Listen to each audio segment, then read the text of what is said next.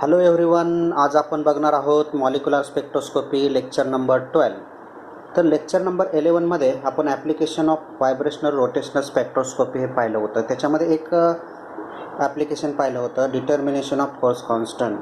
तर lecture number 12मध्ये आपण राहिलेले जे 3 ॲप्लिकेशन्स आहेत त्याच्यामधलं सेकंड ॲप्लिकेशन आहे सिग्निफिकन्स ऑफ फोर्स कॉन्स्टंट. हे पाहूया, सिग्निफिकन्स ऑफ फोर्स कॉन्स्टंट. तर number 1 significance of force constant is the relation between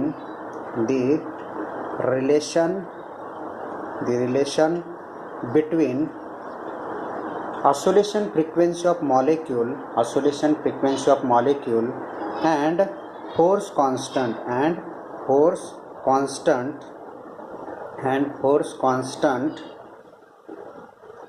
is given by omega bar is equal to 1 upon 2 pi c square root k upon mu. हे जे equation आहे याच्यामध्ये जर आपण relation बघितलं, relation between oscillation frequency of molecule and force constant, therefore oscillation frequency of molecule is directly proportional to square root of force constant. Hence oscillation frequency of molecule increases, force constant is also increases, and vice versa. Vice versa means oscillation frequency of molecule decreases, force constant also decreases. This is a number 1 significance of force constant. तर second significance बघूया आपण. Second significance of force constant. Higher the value of force constant. Second significance, higher the value of force constant, greater is a bond strength.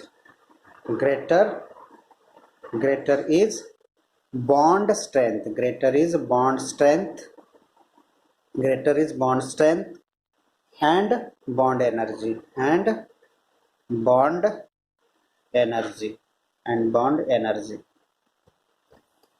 जर force कॉन्स्टंटची value ही greater असेल, जास्त असेल, तर bond strength आणि bond energy पण कशी असते, जास्त असते. बरोबर. समजा फोर्स कॉन्स्टंटची व्हॅल्यू जर कमी असेल तर त्याचा बॉन्ड स्ट्रेंथ आणि बॉन्ड एनर्जी पण कशी असणार आहे, कमी असणार आहे. हे झालं सिग्निफिकन्स नंबर 2. त्यानंतर आपण बघूया significance number 3. Molecule having multiple bond. Molecule having multiple bond between the atom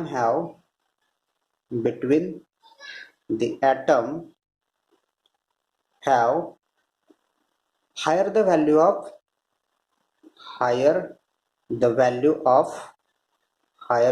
of force constant and greater stability. जर मॉलिक्युल्स मध्ये मल्टिपल बॉन्ड असेल, multiple bond means triple bond, double bond and single bond.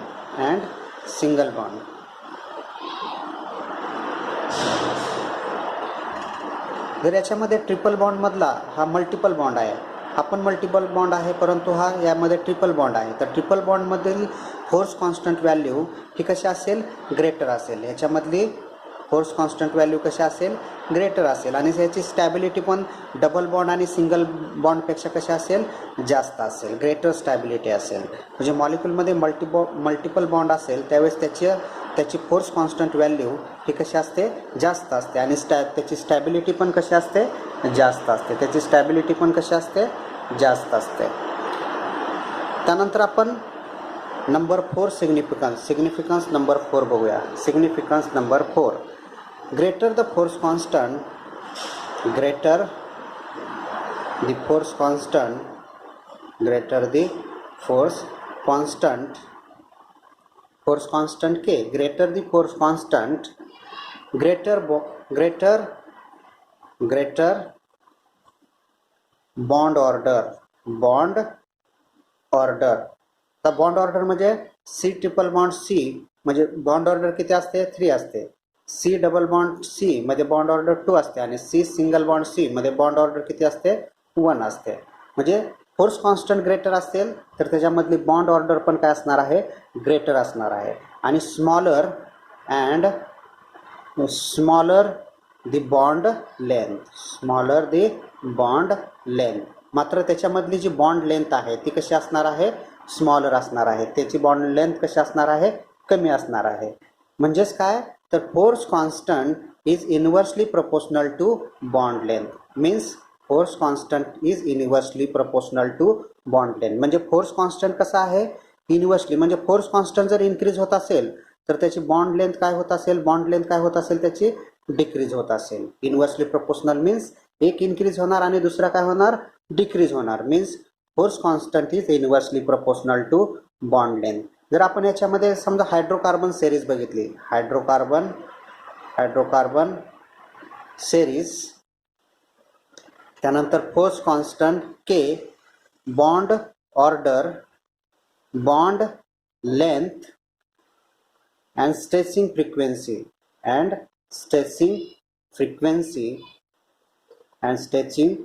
frequency बघितलं.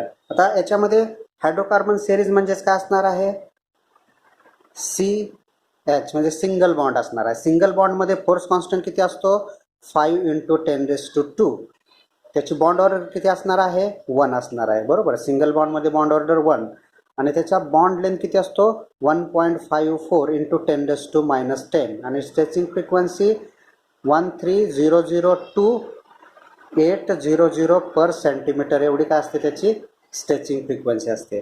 समजा hydrocarbon सिरीजमध्ये आपण alkyne बघितलं, alkyne C double bond CH,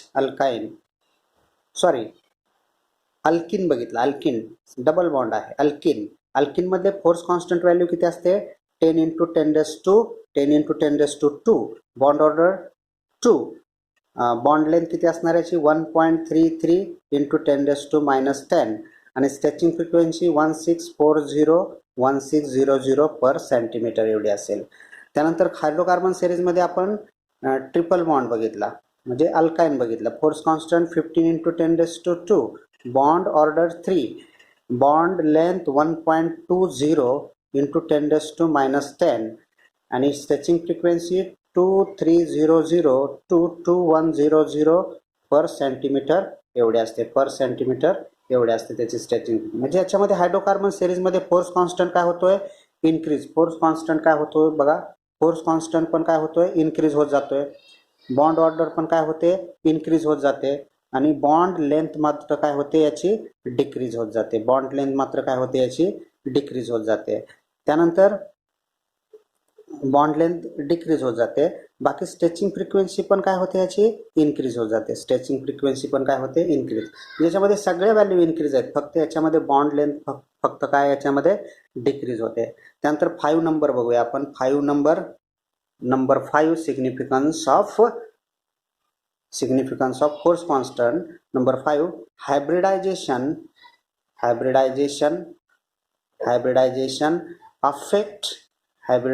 affect force constant.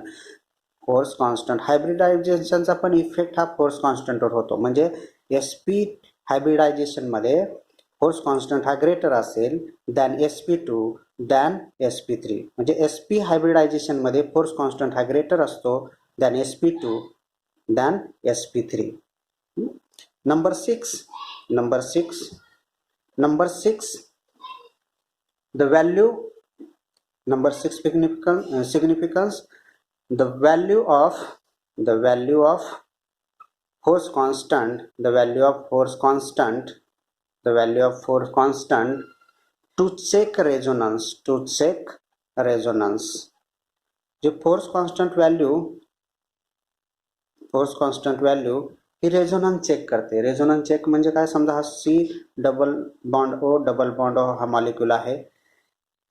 या ठिकाणचा बॉन्ड इकडे शिफ्ट झाला किंवा या ठिकाणचा बॉन्ड इकडे शिफ्ट झाला तर आपल्याला याचा रेझोनन्स काय मिळेल, C double triple bond O O minus या ठिकाणी पॉझिटिव्ह, या ठिकाणी याचं रेझोनन्स बघितलं तर C triple bond O plus या ठिकाणी ओ मायनस. अशा प्रकारे फोर्स कॉन्स्टंट व्हॅल्यूने आपल्याला त्या मॉलिक्यूलमधला रेझोनन्स पण चेक करता येतो. तर हे काय झालं, significance of force constant. Total 6 significance आहेत. टोटल किती, 6 सिग्निफिकन्स आहेत. तर हे 6 सिग्निफिकन्स आपल्याला माहीत पाहिजेत. नेक्स्ट ॲप्लिकेशन आहे determination of internuclear distance. Determination of internuclear distance means calculated R value. Calculation of R value. आपल्याला इंटरन्यूक्लियर डिस्टन्स हे कॅल्क्युलेट करायचं आहे. तर we know that P branches and R branches, the frequency of separation between the frequency of separation between two consecutive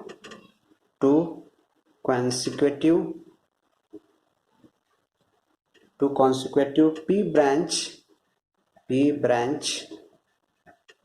and R branches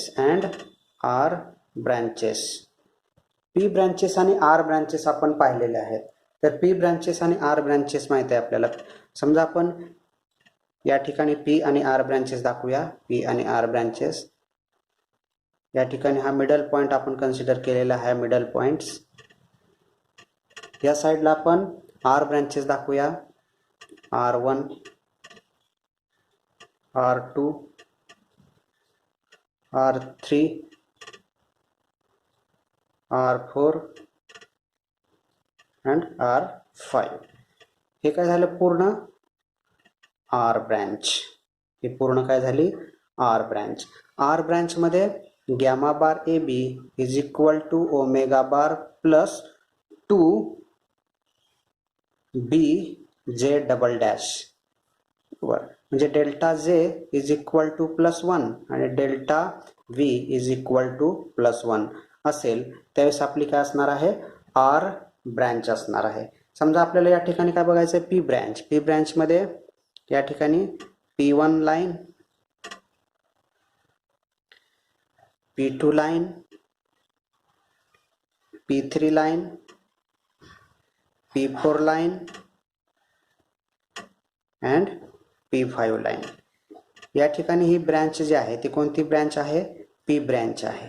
he P branch आहे. याच्यामध्ये gamma bar A B for diatomic molecule is equal to omega bar -2 B J dash. म्हणजे delta j is equal to -1 आणि delta V is equal to -1 असेल त्यावेळेस काय असतं, आपली P branch असते. म्हणजे या दोन्हीमधलं जे डिस्टन्स आहे, याच्यामधलं हे डिस्टन्स जे आहे, हे डिस्टन्स याच्यामधलं हे डिस्टन्स आहे. हे डिस्टन्स किती असतं, नेहमी हे डिस्टन्स किती असतं, 2b डिस्टन्स असतं. हे किती डिस्टन्स असणार, याच्यामधलं हे 2b डिस्टन्स आहे. परंतु या दोन्ही पी आणि आर ब्रँचेसमधले सेपरेशनमधलं डिस्टन्स आहे ते डबल असतं. म्हणजे किती असणार आहे, 4b असणार आहे. हे डिस्टन्स किती असणार आहे, 4b असणार आहे. तर हे डिस्टन्स आपण कसं कॅल्क्युलेट करतो, तर बी Jeram constant is given by B is equal to h upon 8 pi square IC. h upon 8 pi square IC.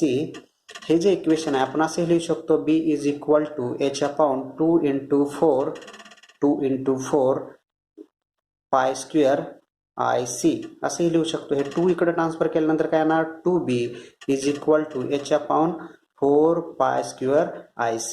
2b is equal to h upon 4 pi square IC. म्हणजे हे 2b जे डिस्टन्स आहे याच्यामधलं हे 2b spectral lines मधलं जे distance आहे ते आपण अशा पद्धतीनं काढू शकतो. जर आपल्याला Planck constant, inertia and velocity of light जर माहीत असेल, h means Planck constant, c means velocity, i means inertia, या जर सगळ्या व्हॅल्यू असतील तर आपण याच्यामधलं हे 2b डिस्टन्स काय करतो, इझिली कॅल्क्युलेट करू शकतो. हे सगळं आपण हेच प्लॅंक कॉन्स्टंट किती असतो 6.626 into 10⁻³ joule second. Velocity of light 3.0 into 10⁸ metre per second या व्हॅल्यू आहेत. आणि एनर्शियाची व्हॅल्यू आपण जो मॉलिक्यूल दिलेला आहे एनर्शिया मोमेंट ऑफ एनर्शिया जो आहे जी काय आपल्याला व्हॅल्यू दिलेली असते त्याचं मास माहीत असेल. समजा HCl असेल तर ॲटॉमिक Hचा मास त्यानंतर Clचं मास त्याच्यानुसार आपण त्याचा मोमेंट ऑफ एनर्शिया त्या मॉलिक्यूलचा डायटॉमिक मॉलिक्यूलचा एनर्शिया इझिली कॅल्क्युलेट करू शकतो. किंवा 2b हे डिस्टन्स हे इझिली आपण त्याच्या सहाय्याने कॅल्क्युलेट करू शकतो. But the moment of inertia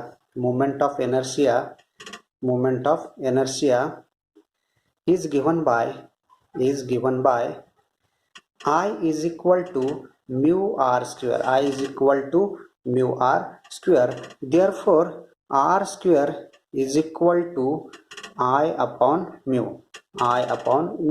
Therefore r is equal to square root I upon mu. R is equal to internuclear distance. R is equal to internuclear distance. आपल्याला internuclear डिस्टन्सच calculate करायचा आहे. नंतर I is equal to moment of inertia and mu is equal to reduced mass. The reduced mass of diatomic molecule is equal to m1 m2 upon m1 plus m2 into 1 upon Avogadro's number. Na is equal to Avogadro's number. The Avogadro's number value is 6.023 into 10⁻23. म्हणजे आपण spectral line मधलं पण 2b distance हे easily calculate करू शकतो. आणि molecule मधलं जे इंटरन्यूक्लियर डिस्टन्स आहे मॉलिक्यूल मधलं हा मॉलिक्यूल मास m1 मास m2 हे इंटरन्यूक्लियर डिस्टन्स जे r आहे ते आपण काय करू शकतो इझिली कॅल्क्युलेट. हे r1 आहे हे r2 आहे आणि हे इंटरन्यूक्लियर डिस्टन्स r हे इझिली आपण काय करू शकतो कॅल्क्युलेट करू शकतो. आणि स्पेक्ट्रल लाईन मधलं पण डिस्टन्स 2b हे पण आपण इझिली काय करू शकतो कॅल्क्युलेट करू शकतो. Application number 4 isotopic effect. Application number 4 last application आहे isotopic effect. The bond between of higher masses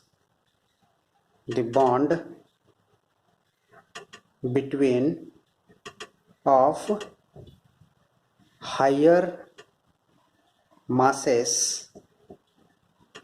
will vibrate at lower frequency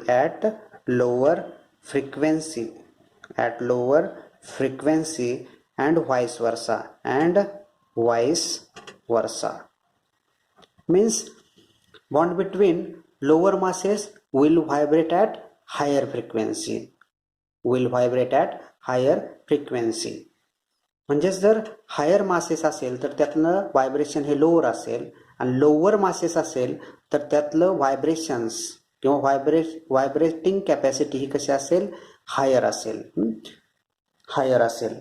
then the oscillation frequency of molecule is given by oscillation frequency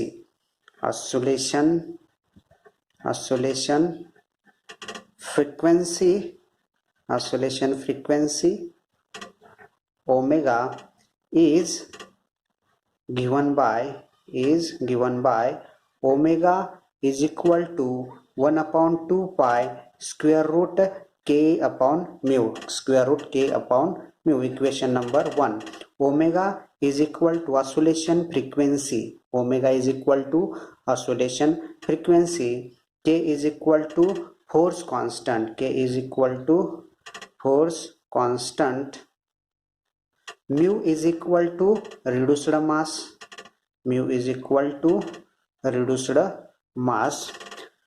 But oscillation frequency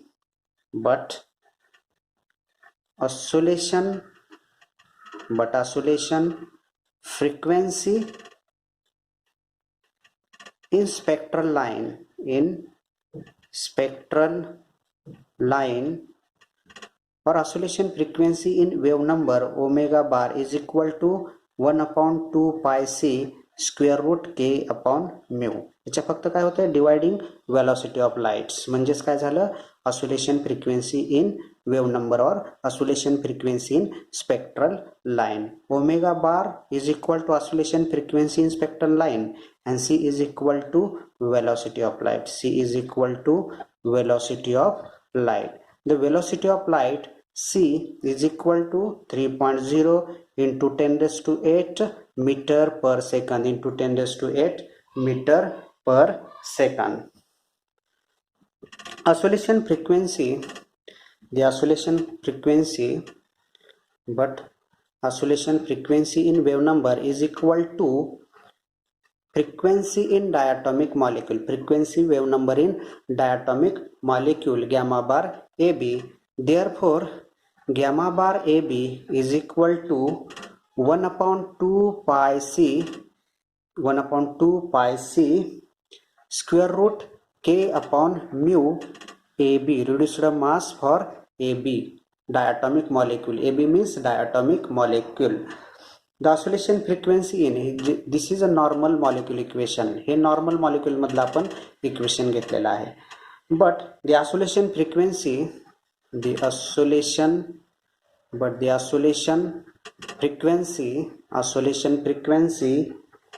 in isotopic molecule gamma bar A B dash is equal to 1/2 pi c square root force constant value same असणार आहे mu a b dash. Equation number 4. Isotopic a b dash means isotopic diatomic molecule.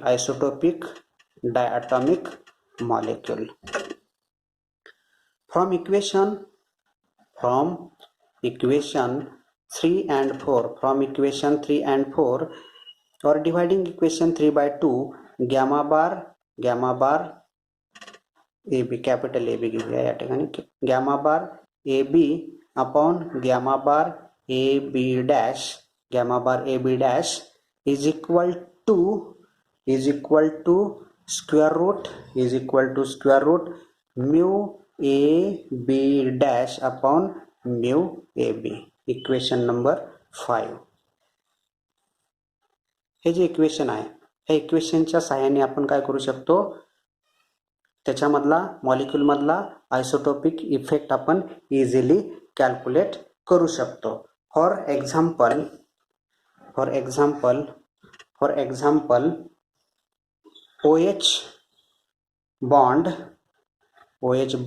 OH bond absorb near IR radiation 3600 per centimeter and OD हायड्रोजनचा isotope काय आहे deuterium आहे म्हणजेच OD bond absorb near IR radiation 2630 per centimeter. म्हणजे bond between masses higher असेल तर frequency कशी असते लोअर असते आणि बॉन्ड बिटवीन मासेस लोअर असेल तर त्याच्यामधली फ्रिक्वेन्सी कशी असते हायर असते. तर याच्यामध्ये जर आपण हे जर इक्वेशन यूज केले आहे by using equation 5 gamma bar